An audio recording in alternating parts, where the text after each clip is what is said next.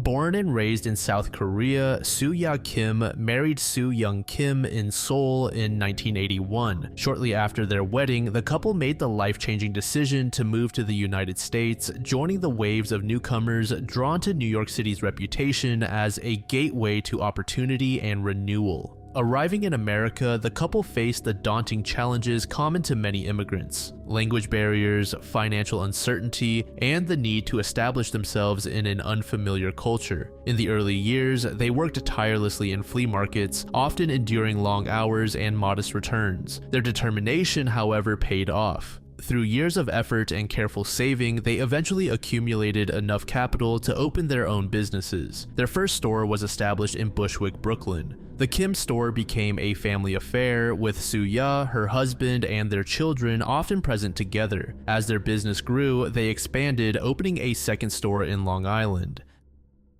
As the years passed, the Kim family grew. The couple had 2 sons who became the center of their lives and the focus of their aspirations. The boys were often seen at the Brooklyn store, spending time with their parents and learning the rhythms of the family business. The family's daily life, while busy and sometimes difficult, was filled with the small joys and routines of a close-knit household. By 1991, a decade after their arrival in the United States, the Kims had achieved a level of success that allowed them to move into a spacious apartment in Queens. This move symbolized not just financial progress, but also a step toward the American dream they had envisioned years earlier in Seoul. Their new home provided more comfort and security for their growing boys, and it stood as a reward for years of perseverance and sacrifice. However, as the family's efforts seemed to be bearing fruit, tragedy struck. On the morning of June 29, 1991, Soo-ya left her 2 young sons in the care of their grandmother, telling her family she planned to go shopping. This was a routine errand for Soo-ya, as she was responsible for taking care of many of the household affairs. Nothing about her demeanor or plans that day suggested anything out of the ordinary. After dropping off her children, Soo-ya returned to the family's apartment. Her husband left for work at their Long Island store in the early afternoon. The couple had developed a rhythm over the years, balancing the demands of their 2 retail businesses with family life. Soo-young trusted that Soo-ya would return home later in the day, as she always did. As the day wore on, Soo-young finished his work and returned home at around 8 p.m. Upon entering the apartment, he immediately sensed something was wrong. His wife was not there, and her car remained parked in the garage, the engine cold, indicating it had not been moved for hours. Her purse, containing both cash and credit cards, was still in the apartment, yet another troubling sign, as Soo-ya would not have left home without it if she intended to go far or be gone for long. Concerned, Soo-young began calling friends, family, and acquaintances, hoping someone had seen or heard from his wife. No one had any information regarding her whereabouts. As the hours passed and there was still no sign of Soo-ya, his anxiety grew. By 11:30 p.m., after exhausting all other options, Soo-young reported his wife missing to the NYPD. Roughly 10 hours after Soo-ya was last seen, at around 3 a.m. on June 30th, a private security guard named Joe Jones was making his rounds at an abandoned building on Lafayette Avenue in the Bedford-Stuyvesant neighborhood of Brooklyn. The area was known for its vacant properties and was not a place where one would expect to encounter much activity in the middle of the night. While patrolling the alley behind the building, Jones noticed a man behaving suspiciously near a dumpster. The man, described as a white male in his 20s, about 5 feet 6 inches tall and weighing between 130 and 140 pounds, wore round glasses, a white tank top with a blue stripe, and blue sweatpants featuring a yellow sailboat badge. His demeanor immediately struck Jones as odd. When Jones confronted him about dumping trash, the man offered him $20 to, quote, "forget what you saw." Jones accepted the money but noticed blood on the man's shirt. The man claimed the blood was from a fight, then quickly got into his car, a blue Nissan, and drove away. Jones, now deeply suspicious, observed drops of blood on the ground near the dumpster. He followed the trail and, with the help of a friend who was nearby, began searching the dumpster's contents. Amidst layers of garbage, they saw a woman's hand. They had discovered the nude body of Soo-ya Kim, who had been stabbed 9 times in the chest and back. Despite her state of undress, there was no evidence of sexual assault. The location where her body was found was about 7 miles from her home in Queens, raising immediate questions about how she had ended up there, especially since her own car had not been moved. As fate would have it, the first vehicle to pass by after the discovery was an ambulance, but it was too late. Soo-ya had already been dead for several hours. The medical examiner would later estimate her time of death to be within 2 to 4 hours before her body was found, placing her murder sometime around midnight. The autopsy confirmed the cause of death as multiple stab wounds. There were no defensive wounds, suggesting Soo-ya may have been taken by surprise or was otherwise unable to resist her attacker. Investigators also collected the $20 bill given to Jones by the suspect, hoping it might yield fingerprints or other forensic evidence. However, there is no public record of any such evidence leading to a suspect. The dumpster and surrounding area were searched for further clues, but no murder weapon or additional physical evidence was reported. Joe Jones provided police with a detailed description of the suspect and his vehicle. He recalled the man's nervous demeanor, his attempt to bribe Jones, and the visible blood on his clothing. Jones also managed to catch a partial glimpse of the blue Nissan's license plate as the suspect drove away. This information was crucial in the early stages of the investigation. A composite sketch was created based on Jones's description. The image depicted a young white male with round glasses, wearing the distinctive clothing described by Jones. This sketch was circulated among law enforcement and the public, but no credible leads emerged from it. Using the partial license plate information, Detective Derek J. Parker and his team ran all blue Nissans fitting the description with similar plate numbers registered in New York City. Their search led them to a blue Nissan registered to a Taiwanese exchange student at a Long Island university. When questioned, the student stated she had not used the car after 10 p.m. the previous night. Forensic examination of the vehicle revealed no blood or evidence linking it to the crime, and the engine was cold, supporting her alibi. With the vehicle lead exhausted, investigators turned their attention to Joe Jones, the security guard who discovered the body and reported the suspicious man. As the only direct witness and the person who found the body, Jones was subjected to a polygraph test and further scrutiny. He passed the polygraph, and police found no evidence implicating him in the crime. As a result, Jones was cleared as a suspect. One of the most perplexing aspects of the case is the logistics of Soo-ya's disappearance and the discovery of her body. Her car showed no signs that it had been moved after she returned home from dropping off her children with their grandmother. Additionally, there were no signs of forced entry or struggle at her apartment, and her purse containing cash and credit cards was left behind. Then her body was found about 7 miles from her residence. So the question remains, how did she travel that distance and under what circumstances? Did she leave voluntarily with someone she knew, or was she abducted? The manner in which the murder was carried out has also led to conflicting theories about the killer's motive. Some experts and commentators argue that the number of stab wounds suggests a crime of passion or jealousy, as random violence often involves fewer wounds. The overkill could point to a perpetrator who knew Soo-ya personally or had strong emotional feelings toward her. Others, however, note that there was no evidence of sexual assault, despite her nudity, which complicates the theory of a sexually motivated attack. Some online sleuths have posited that Soo-ya may have been involved in an affair, and that her killer was a rejected lover or someone with romantic interest in her. This theory is mainly fueled by the timing, as her murder occurred just days after her 10th wedding anniversary. However, there is no evidence from Soo-ya's family or friends to support the idea of an affair, and her husband was cleared as a suspect early in the investigation. Conversely, others believe the murder was a crime of opportunity, possibly committed by a sexual sadist or a transient predator. New York City in the early 1990s was home to several active serial offenders, and some have speculated about links to known killers like Joel Rifkin, though police have found no concrete connections. The lack of sexual assault, however, remains a sticking point for this theory.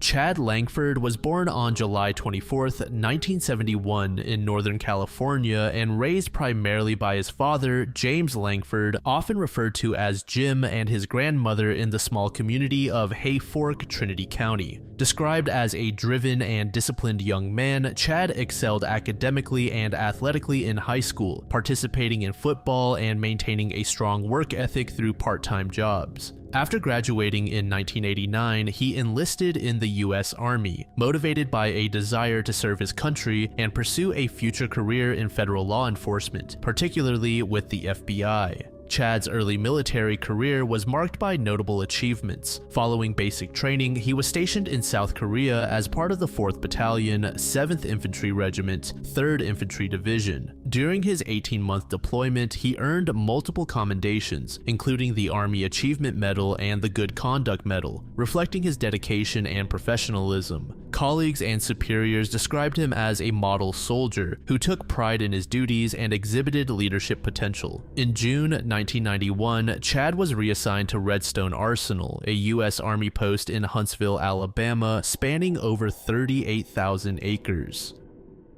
Redstone, known for its missile and aerospace research facilities, also housed military police units responsible for base security. Chad joined the 95th Military Police Battalion, where he transitioned from infantry roles to law enforcement. His responsibilities included routine patrols, traffic enforcement, and responding to incidents on the base. By early 1992, he had expressed intentions to re-enlist, with plans to further his education and eventually apply to the FBI.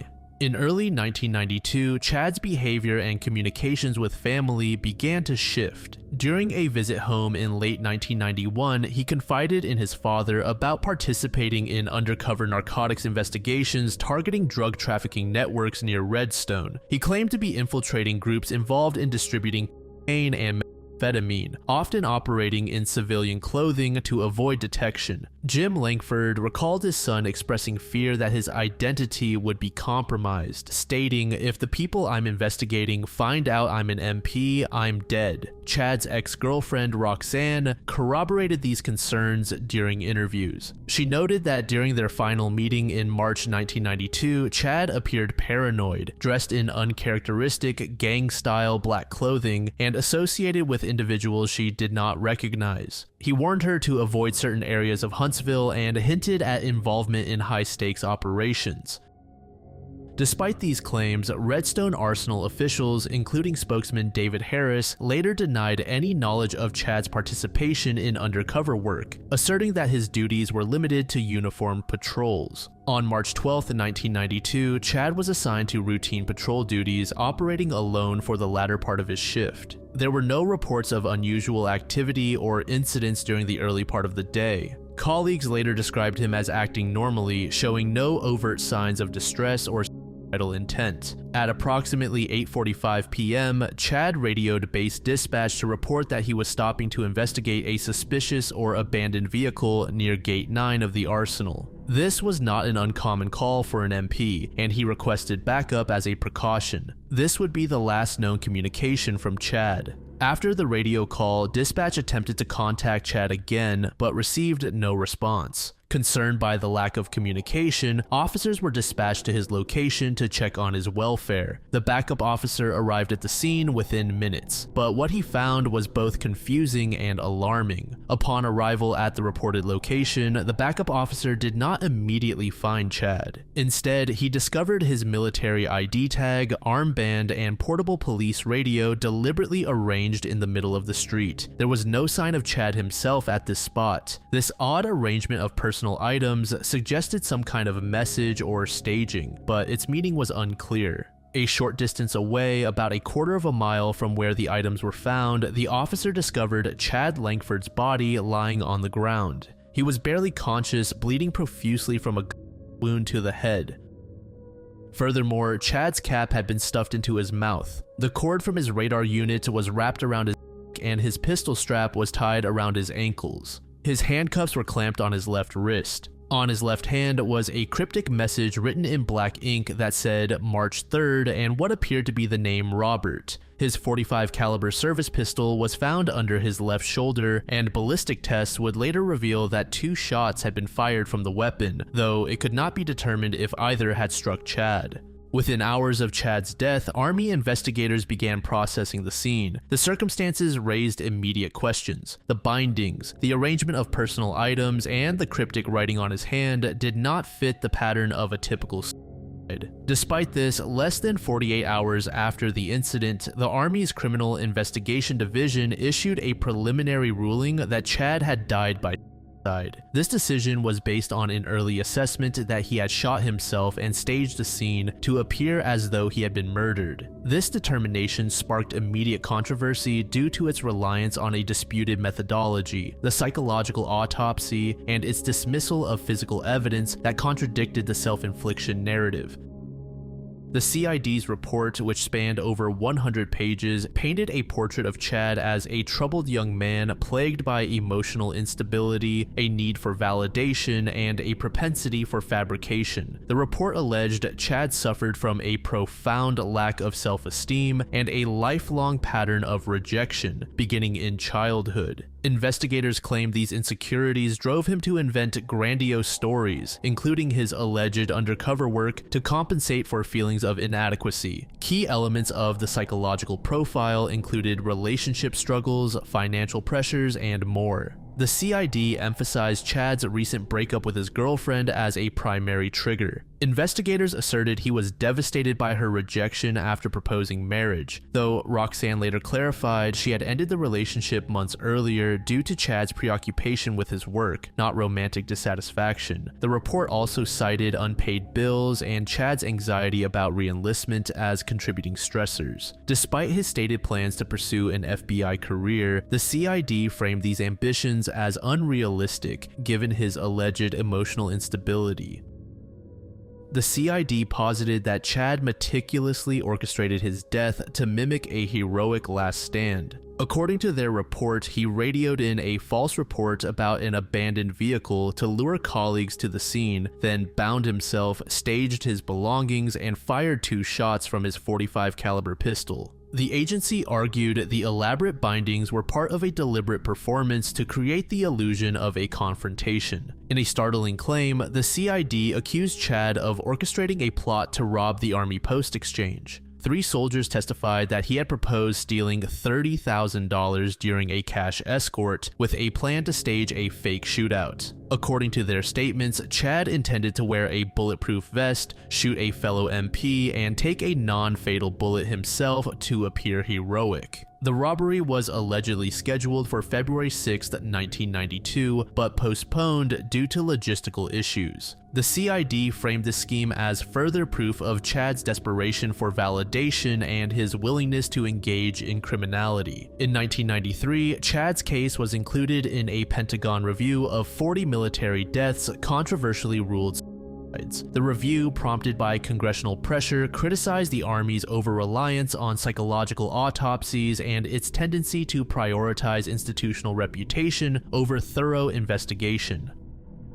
While the CID's suicide ruling stood, the line of duty report conceded there was insufficient evidence to conclusively determine the cause of death, stating exact information concerning the period prior to death is hampered by a lack of substantial evidence. As is likely obvious, there was immense backlash and scrutiny. There were also glaring inconsistencies and overlooked evidence such as the unidentified fingerprints on Chad's handcuffs, radio, and badge. The bullet trajectory was also hotly debated. The fatal shot entered Chad's right temple at a downward angle, suggesting the gun was fired from approximately 30 inches above the ground. The CID claimed Chad kneeled to achieve this angle, but forensic experts later noted the position would have been awkward and unlikely for self-infliction. Additionally, many found it improbable that Chad bound himself. Experts questioned how he could have tied his ankles with a pistol strap, handcuffed his left wrist, and wrapped a wire around his neck after.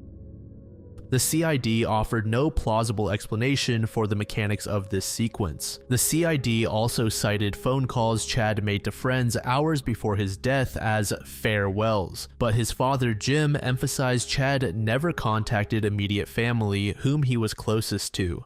The conclusions remain deeply divisive. Langford's family received a $51,000 life insurance payout, which Jim interpreted as implicit acknowledgement of unresolved questions. To this day, the Army maintains its position while Chad's case continues to symbolize broader concerns about military accountability and the ethical use of psychological autopsies in death investigations.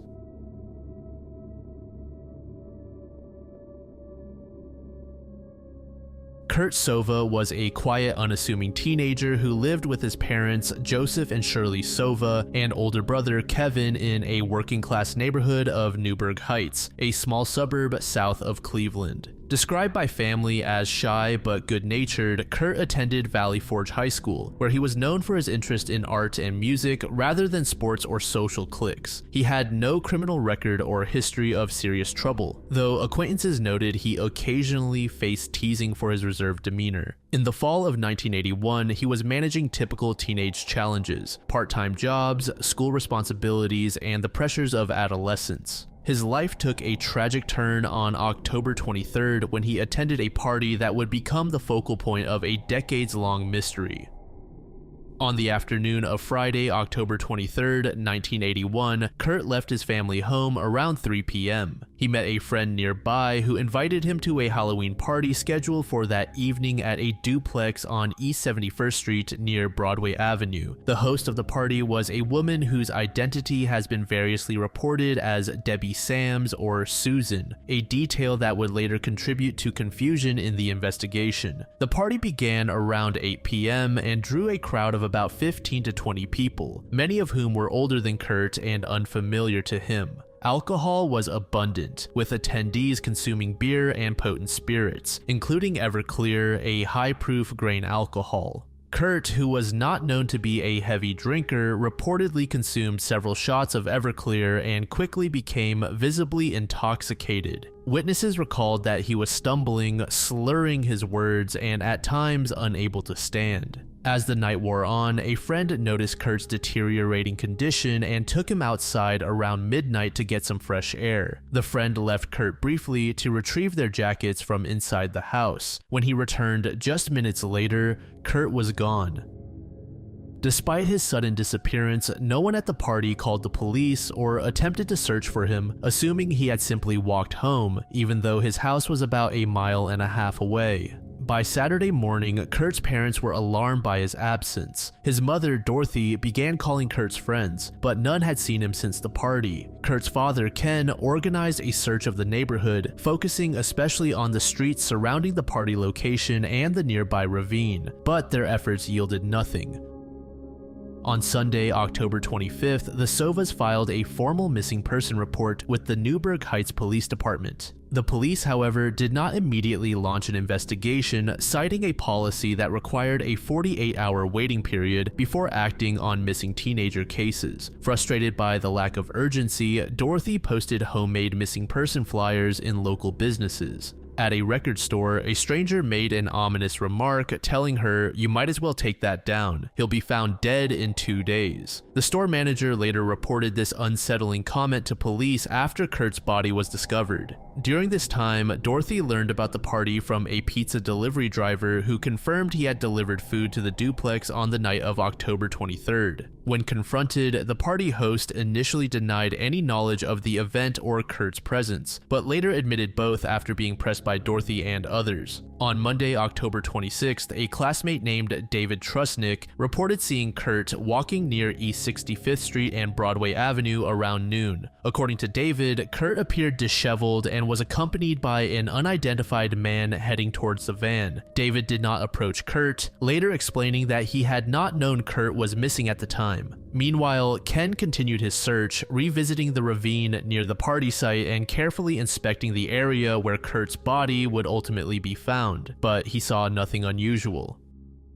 The following day, Tuesday, October 27th, brought no confirmed sightings of Kurt. The police still did not organize a formal search, and there were no forensic sweeps of the area. Later autopsy findings would indicate that Kurt died sometime between October 26th and 27, meaning he was alive for up to 3 days after the party, yet his whereabouts during this period remain a mystery. On the morning of Wednesday, October 28th, 3 boys playing in the ravine near East 71st Street discovered Kurt's body. He was lying face down in a shallow depression just 500 feet from the party location. Kurt was fully clothed, wearing his denim jacket and jeans, but was missing one sneaker. The other was found about 15 feet away. The boys alerted authorities, and the Cuyahoga County Medical Examiner conducted an autopsy that afternoon. The autopsy determined that Kurt had died 24 to 36 hours before his body was found, placing the time of death between October 26th and 27.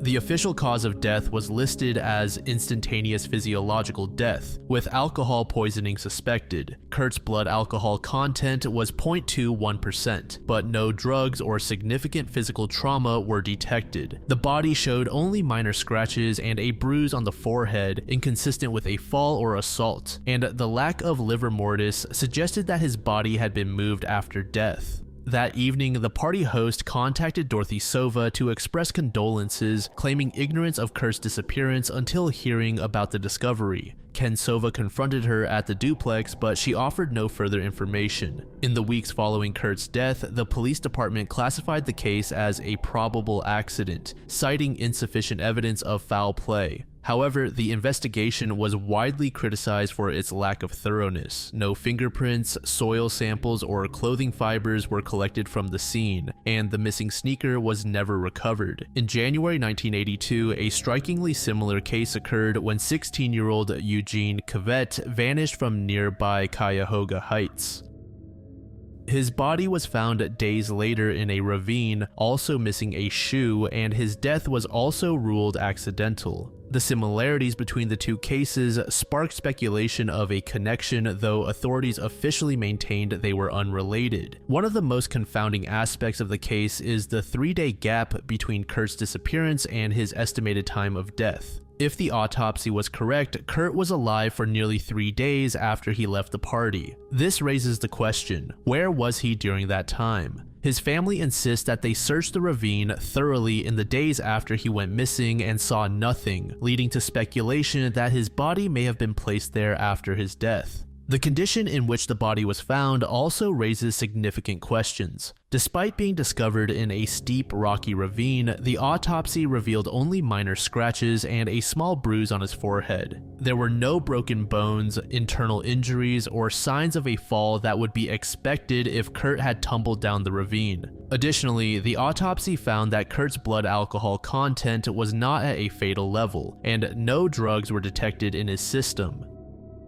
The environmental conditions in the ravine, with October temperatures in the 40s and 50s, would likely have caused hypothermia if Kurt had been exposed for several days, yet there was no evidence of such exposure. These inconsistencies have led many to question whether Kurt died at the location where he was found or if his body was placed there after his death. Another puzzling detail is the matter of Kurt's missing shoe. When his body was discovered, he was wearing only his left sneaker, and the right shoe was found about 15 feet away, wedged in rocks. The shoe that remained on his foot showed little wear, suggesting that he had not walked a significant distance before his death. This detail, combined with the lack of debris or mud on his clothing, supports the theory that Kurt's body may have been carried or dragged to the ravine rather than arriving there under his own power. The separation of the shoes and the pristine condition of his clothing are difficult to reconcile with the idea of an accidental fall or prolonged exposure in the area. The investigation by the Newburgh Heights Police Department has been widely criticized for a series of missteps and alleged corruption. The department waited 48 hours to file a missing person report despite the family's pleas, a delay that likely allowed crucial evidence to be lost. When Kurt's body was discovered, the ravine was not treated as a crime scene and no forensic evidence was collected. The clothing was not tested for foreign DNA or fibers, and the missing sneaker was never recovered. These failures were compounded by broader allegations of corruption within the department during the 1980s, including evidence tampering and incompetence, and one officer involved in the case was later imprisoned for unrelated crimes. Witness reliability has also been a significant issue in the case. Several individuals came forward with statements that were later deemed unreliable or contradictory. For example, the suspicious comment made about the missing persons flyer by the man in the store. The individual was contacted and questioned, but police found no evidence linking him to the case. In 2020, the case received renewed attention when a crowd-solve event brought together true crime enthusiasts to analyze the available evidence. Participants proposed that Kurt may have died accidentally at the party, perhaps from alcohol poisoning or asphyxiation, and that his body was subsequently moved to the ravine to avoid legal consequences for those present. The theory that the host's basement was involved gained traction, with some suggesting that Kurt died there and was only later transported to the ravine after the initial searches had ended. Despite these new perspectives, no concrete evidence emerged and the case remains unsolved.